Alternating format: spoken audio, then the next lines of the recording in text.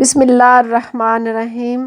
حضرت مولانا جلال الدین رومی فرماتے ہیں کہ ایک کانٹا روتے ہوئے اللہ تعالیٰ سے کہہ رہا تھا، میں نے صالحہ کی زبان سے سنا ہے کہ آپ کا نام ستار العیوب ہے، یعنی عیبوں کو چھپانے والا، لیکن آپ نے مجھے کانٹا بنایا ہے، میرا عیب کون چھپائے گا؟ اس کی دعا کا یہ اثر تھا کہ اس کے اوپر پھول کی پنکھڑی پیدا کر دی تاکہ وہ پھول کے دامن میں اپنا منہ چھپا لے۔ جن کانٹوں نے پھولوں کے دامن میں جگہ لی ہے ان کو باغات سے نہیں نکالا جاتا۔ اسی طرح جو اللہ والوں سے جڑ جاتا ہے اس کی برکت سے وہ بھی ایک دن اللہ والا بن جاتا ہے۔ اللہ والے ایسے پھول ہیں ان کی صحبت میں رہنے والے کانٹے بھی پھول بن جاتے ہیں۔ والدین کی نافرمانی انتہائی سخت گناہ ہے جس کی سزا مرنے سے پہلے دنیا میں ہی ملنا شروع ہو جاتی ہے۔ میری بیوی رات کو 4 سے 5 دفعہ اٹھتی ہے، بچی کو چپ کرواتی ہے اور دودھ دیتی ہے، تب تک جاگتی ہے جب تک بچی سو نہ جائے۔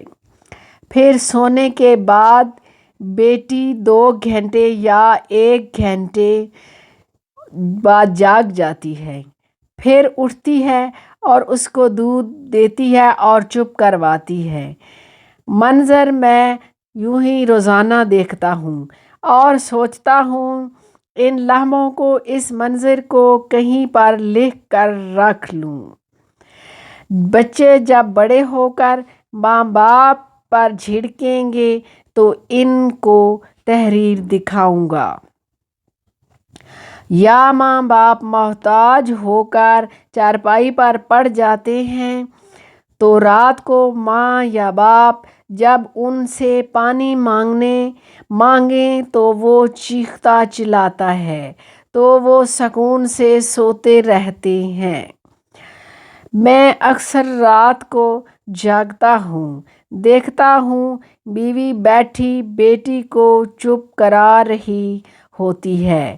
میں سوچتا ہوں میری اگر نیند پوری نہ ہو تو صبح تھکاوٹ کی وجہ سے کئی کام ادھورے رہ جاتے ہیں، اس کی نیند بھی پوری نہیں ہوتی اور کوئی کام بھی ادھورے نہیں رہتے۔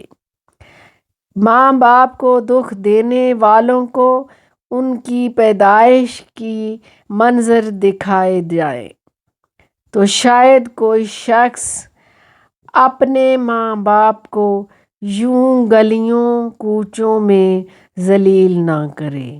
اللہ حافظ۔